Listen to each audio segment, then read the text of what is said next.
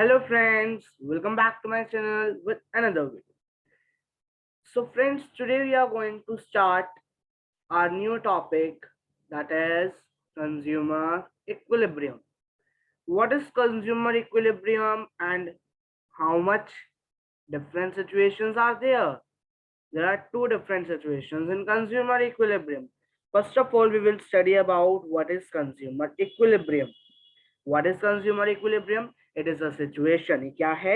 एक ऐसी situation है जब एक कंज्यूमर के पास क्या हो, मैक्सिमम सेटिस्फैक्शन होए, क्या होए, मैक्सिमम सेटिस्फैक्शन होए लिमिटेड इनकम के साथ, और उसके पास कोई टेंडेंसी ना हो कि वो चेंज कर सकता है अपना एग्जिस्टिंग एक्सपेंडिचर को। मतलब क्या है इसका? मतलब एक ऐसी सिचुएशन यू नो ना व्हाट इज अ सिचुएशन, एक ऐसी सिचुएशन होती है जहां पे कंज्यूमर जो है ना, वो चाहता है मैक्सिमम से मैक्सिमम सेटिस्फैक्शन, कम से कम इनकम के साथ, और कोई टेंडेंसी ना हो कि वो पहला जो उसका पहले से चल रहा है एक्सपेंडिचर वो उसको एक्सचेंज मतलब चेंज करे। मतलब पहले से चलता आ रहा है एक्सपेंडिचर और लिमिटेड इनकम, यू नहीं कि हाई फाई इनकम बहुत ज्यादा है, लिमिटेड इनकम, उसके साथ वो चाहता है कि उसके पास मैक्सिमम सेटिस्फेक्शन है, तो वो हमारा कंज्यूमर इक्विलिब्रियम कहलाता है। ठीक है। अब कंज्यूमर इक्विलिब्रियम जो होता है वो हमारा टू केसेस में डिवाइडेड है। पहला है consumer equilibrium in single commodity and then consumer equilibrium in two commodity case. तो सबसे पहले हम पढ़ेंगे इस वीडियो में consumer equilibrium in single commodity, और नेक्स्ट वीडियो में हम करेंगे consumer equilibrium in two commodity case. तो अब हम शुरू करते हैं consumer equilibrium in case of single commodity. अब सिंगल केस में क्या है कंज्यूमर इक्विलिब्रियम, ध्यान से सुनना। एक कंज्यूमर जो है सिंगल कमोडिटी में इक्विलिब्रियम पे तब होएगा जब वो क्वांटिटी परचेज करे जो उसे मैक्सिमम सेटिस्फेक्शन दे, जब वो उसे मैक्सिमम सेटिस्फेक्शन दे। अब जो यूनिट्स जो कंज्यूम होएगी किसी भी कमोडिटी की, वो दो फैक्टर्स पे डिपेंडेंट है। कितने फैक्टर्स पर डिपेंडेंट है? दो फैक्टर्स पर। ठीक है। अब वो दो फैक्टर्स क्या है? पहला है उसका प्राइस, पहला क्या है? प्राइस। और दूसरा क्या है? Expected utility. एक्सपेक्टेड यूटिलिटी यानी मार्जिनल यूटिलिटी जो उसे हर एक यूनिट से मिलेगी। ठीक है। तो कंज्यूमर इन सिंगल कमोडिटी क्या हुआ? जब वो उस क्वांटिटी को बाय करे उस कमोडिटी की जो उसे मैक्सिमम सेटिस्फेक्शन दे। दो फैक्टर्स पे डिपेंड है, प्राइस पे और मार्जिनल यूटिलिटी पे जो उसको मिल रही है। ठीक है। आगे चलते हैं। अब बात आती है what is M U of M, यानी कि marginal utility of money. Marginal utility of money क्या है? ये है worth of a rupee to a consumer. Consumer के लिए वर्थ ऑफ अ रुपी मतलब कि कितनी उसे सेटिस्फेक्शन मिल रही है जब वो उसके ऊपर 1 रुपी स्पेंड कर रहा है। अगर वो 1 रुपया स्पेंड करने से 100 ग्राम ऑफ शुगर ले रहा है, 5 ग्राम ऑफ राइस ले रहा है और 500 ग्राम ऑफ सॉल्ट ले रहा है, और टोटल यूटिलिटी उसको मिल रही है 10 यूनिट्स, तो MUM जो है वो मेजरिंग रोड बन जाती है किसके लिए? रुपी के लिए, वर्थ ऑफ अ रुपी के लिए, जो उसे सेटिस्फेक्शन दे रही है और एज्यूम करा जा रहा है कि वो कांस्टेंट अमाउंट में कंज्यूम हो रहा है। ठीक है। तो MU ऑफ M क्या है? वो मनी जो कंज्यूमर स्पेंड कर रहा है बाय करने के लिए जो उसे मैक्सिमम सेटिस्फेक्शन दे रहा है। ठीक है। अब इक्विलिब्रियम पॉइंट को अगर हमें डिटरमाइन करना है तो हमें क्या करना पड़ेगा? कंज्यूमर जो है वो कॉस्ट को कंपेयर करता है, मतलब प्राइस को कंपेयर करता है कमोडिटी की विद इट्स यूटिलिटी, मतलब उसकी जितनी यूटिलिटी है और उसके प्राइस से कंपेयर करता है कि कौन सा सेटिस्फेक्शन या बेनिफिट दे रहा है। अब एक रेशनल कंज्यूमर के नाते क्या होना चाहिए? उसने पे करा कमोडिटी के लिए, तो MU जो है वो यूटिल्स की टर्म्स में एक्सप्रेस किया जाता है और प्राइस को हम मनी की टर्म में करते हैं। तो हमने इसको कन्वर्ट कर दिया। अगर हमें MU in terms of money निकालना है तो हमें MU in terms of utils को MU ऑफ रुपी से डिवाइड करना पड़ेगा। यहाँ पे मैं आपको बता देता हूँ लिख के मैं क्या कहना चाहता हूँ। अगर हमें MU ऑफ एम निकालना है, यानी money, marginal utility in terms of money, अगर हमें वो निकालना है तो हमें क्या करना पड़ेगा, हमें M U in terms of utils को डिवाइड करना पड़ेगा M U in terms of M U of 1 rupee. इससे हमें डिवाइड करना पड़ेगा, जिससे कि हमारी क्या आ जाएगी, एम यू एम आ जाएगी।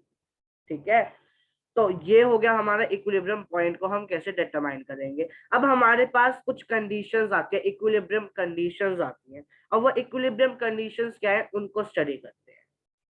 तो सबसे पहले मैं आपको बता दूं क्या है, कंज्यूमर जो है एक सिंगल कमोडिटी में कंजम्पशन कर रहा है, उसको हमने कहा कमोडिटी को एक्स, एक्स कमोडिटी में।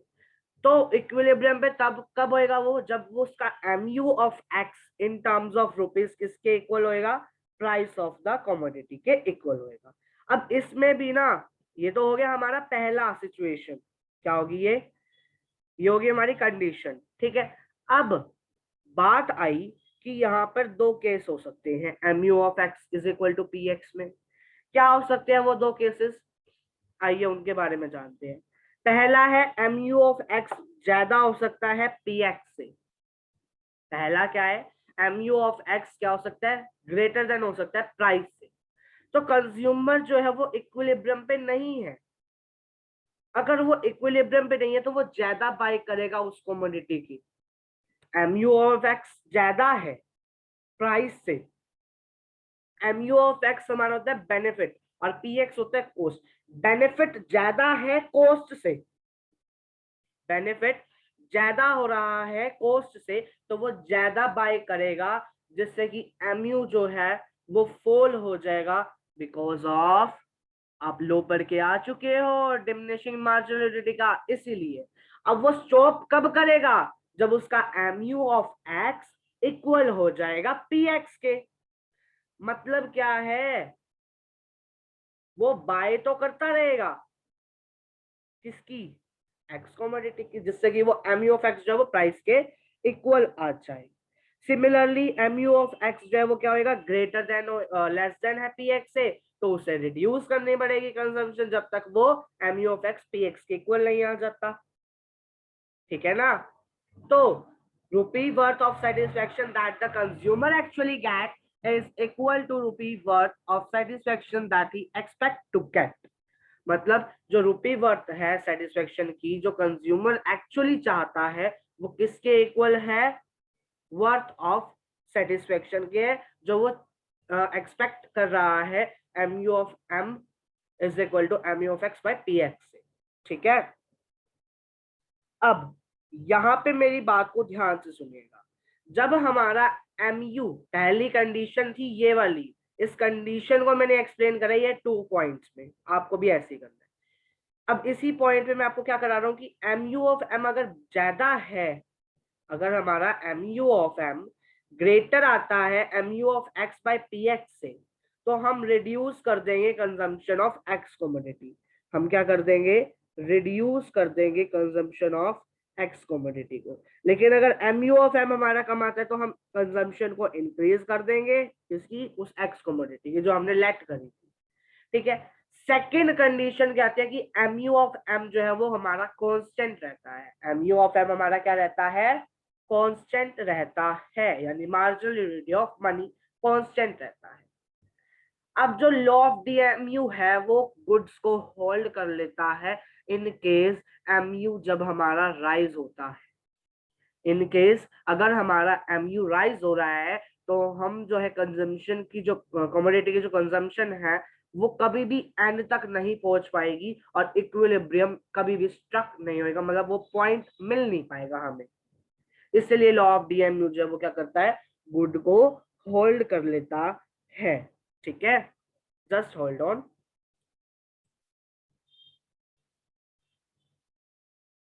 हाँ जी क्लास, तो आपको ये समझ आ गया होगा। अब मैं आपको एक न्यूमेरिकल करा रहा हूँ, जो आपको यहाँ पे ध्यान देना है, बिल्कुल ध्यान से सुनना है ये वाला न्यूमेरिकल जो मैं आपको कराने जा रहा हूँ। आइए शुरू करते हैं अपने न्यूमेरिकल को। क्या है न्यूमेरिकल, आइए देखते हैं। तो न्यूमेरिकल क्या कहता है कि लेट एम यू एम जो है हमारा, जो हमारा एम यू एम है, किसके इक्वल है वो, let M U of M ₹1 for the consumer is equal to 4 utils. मतलब 4 यूटिल्स जो है वो एम यू ऑफ एम जो है वो ₹1 में वो 4 यूटिल्स कर रहा है। प्राइस जो है एक्स कॉमोडिटी का वो दे रखा है उसने हमें ₹4। क्या दे रखा है, ₹4। अब जो यहाँ पे हमें ₹4 दे रखा है वो क्या है, प्राइस है, यानी पी एक्स है। मार्जिनल यूटिलिटी स्केड्यूल हमें दे रखा है यहाँ पे, आपके सामने है वो, ठीक है। एक्स कॉमोडिटी की हमें यूनिट्स दे रखी है, जो कि है 1 2 3 4 5 6, और एम यू ऑफ एक्स दे रखा है। अब कहते हैं कि कितनी यूनिट्स को वो परचेज करेगा इक्विलिब्रियम में आने के लिए। तो हमें क्या करना है, हमें पता है कि जब M U of M, M U of M हमारा M U of X by P X के इक्वल होता है, तब वो इक्विलिब्रियम पॉइंट पे होता है, ठीक है ना, हमें ये पता है। लेकिन जस्ट होल्ड ऑन, हाँ जी क्लास, तो एम यू ऑफ हमारा किसके इक्वल होएगा, जब M U of X by P X के, तो वो इक्विलिब्रियम पॉइंट होएगा। तो अब हम इस क्वेश्चन में देखें अगर, तो हमारा प्राइस क्या है 4। तो हमें क्या करना है, सिंपल सी बात देखिएगा, मैं यहाँ पे सोल्व करके दिखा रहा हूँ आपको। यहाँ लेंगे हम यूनिट्स, यहाँ पर हम लेंगे एम यू ऑफ एक्स, यहाँ लेंगे हम एम यू ऑफ एम, ठीक है। यूनिट्स हमारे पास कितनी है, 1 2 3 4 5 6। तो हम यहाँ पे लिख देंगे यूनिट्स में 1 2 3 4 5 और 6, और एम यू ऑफ एक्स में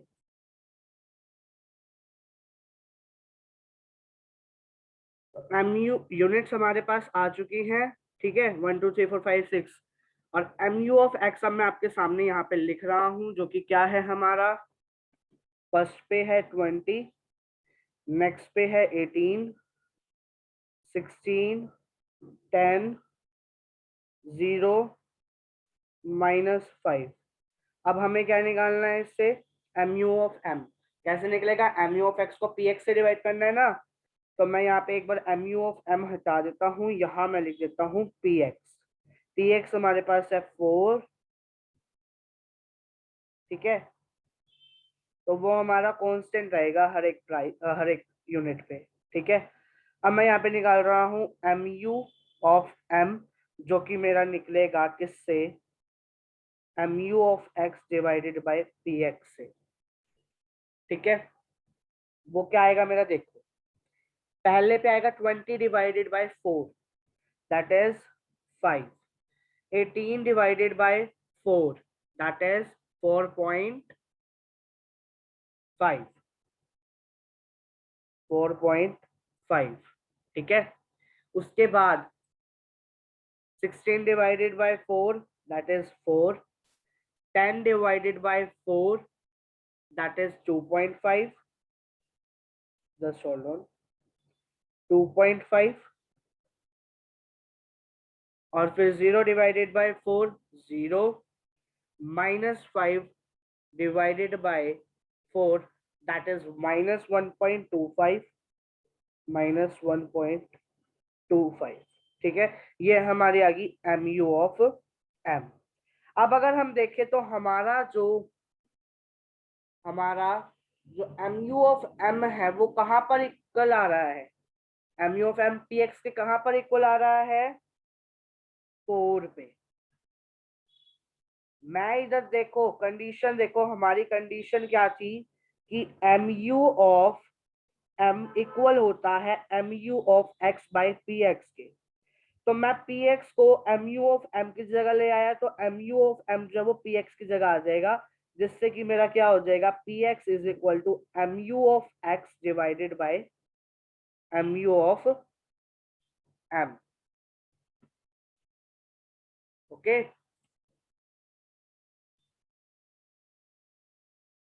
समझ रहे हो? तो जब मेरा ये हो जाएगा तो एम यू ऑफ एक्स मेरा क्या है, एम यू ऑफ एक्स मेरा कितना था, 16 था, और एम यू ऑफ एम मेरा कितना आया है, 4। तो 16 divided by 4, 4 P X is equal to हमारा आ गया 4 के। या फिर हमारा एम यू ऑफ एम वैसे भी 4 इसके इक्वल आ ही चुका है, एम यू एम हमारा 4 आ रहा है ना, जब हम एम यू ऑफ एक्स को पी एक्स से डिवाइड करेंगे तो वो 4 आ रहा है। तो 4 हमारा किसके इक्वल आ गया, इसको मैं रब कर रहा हूँ, साइड वाला, ठीक है। तो उसको आपको नहीं देखना, आपको सिर्फ ये देखना है कि जब हमारा price M U of M के इक्वल आ जाएगा तो वो हमारा क्या कहलाएगा, इक्विलिब्रियम का पॉइंट कहलाएगा, इक्विलिब्रियम पे आ जाएगा, तो यानी थर्ड यूनिट पे वो हो जाएगा। क्लियर है? अब इसका आप डायग्राम भी, मतलब इसको हम दिखा भी सकते हैं, कैसे दिखाएंगे उसको देख लीजिए। यहाँ पे हम नीचे दिखाएंगे यूनिट्स, साइड नीचे दिखाएंगे हम यूनिट्स। यूनिट्स हमारे पास थी 1 2 3 4 5 और 6, और वाई एक्सिस पे हम क्या दिखाएंगे, एम यू ऑफ एम दिखाएंगे। बट हमारे पास क्या है, हमारे पास देखो माइनस से शुरू है तो हमारा ये नीचे भी जाएगा, हमारा ये नीचे भी जाएगा। तो मैं इसको थोड़ा सा नीचे ले जाता हूँ, अरे यार लगी नहीं रही लाइन, कोई नहीं, अब जैसे लगी है मैं आपको दिखा देता हूँ उसी वे में, थोड़ी सी दिक्कत हो रही है इसमें। तो मेरी बात को ध्यान से सुनिए। अब तो हमारा नेगेटिव में भी है तो मैंने इसको ले लिया, मान लीजिए मैं गैप ले लेता हूँ, यहाँ पे माइनस का है हमारा 1.25, तो मैं यहाँ पे ले लेता हूँ 2 2 का गैप। तो यानी कि ये हो गया मेरा 0, इसको मैं रेड पेन से लिखता हूँ, 0 ऊपर 2, फिर 4, फिर 6 और फिर 8। सेम ऐसे ही नीचे -2 -4 -6 -8, ठीक है। अब देखिए जब हमारे यूनिट 1 थी तो वहां पे हमारा एम यू ऑफ एम था 5, तो यानी कि उसको मैंने लगा दिया यहाँ पे, एक मिनट के मैं उसका पॉइंट लगा दूं, ठीक है, ये मेरा लग गया इसका पॉइंट। फिर 2 पे 4.5, 2 पे 4.5 यानी थोड़ा सा इससे नीचे, एक मिनट, यहाँ पे भी नहीं, यहाँ 4.5 हो गया। उसके बाद 4, तो यहाँ पे आ गया 4, 4 के बाद 2.5 यानी कि यहाँ पर, फिर आ गया 0 यानी यहाँ पर, फिर आया मेरा माइनस का 1.25 यानी कि मेरा वो आ जाएगा यहाँ पर, ठीक है। अब जब मैं इसकी स्केड्यूल बना दूंगा, मतलब इसको ड्रॉ कर देंगे, हम फ्री हैंड ड्रॉ करेंगे, तो आप देखिएगा कि जो हमारी एम यू है वो कहाँ हो रही है, वो फॉल हो रही है। पहले वो फॉल हो रही है, फिर उसका 0 आ गया, फिर उस पे क्या आएगा, नेगेटिव में आ जाएगा, ठीक है। तो ऐसे आपको न्यूमेरिकल सिंगल कॉमोडिटी के सॉल्व करने हैं। मेरी बात समझ गए हो? अगर समझ आ गई तो अच्छी बात है। मिलते हैं आपसे जल्दी ही नेक्स्ट वीडियो में। Till then take care, bye bye. और आपको भी मैं दिखा देता हूँ कि ये डायग्राम कैसा आएगा।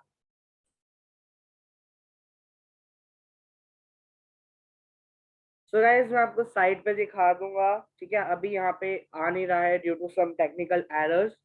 तो मिलते हैं आपसे जल्दी नेक्स्ट वीडियो में, तब तक के लिए bye bye. Thanks for watching this video, stay healthy, stay safe.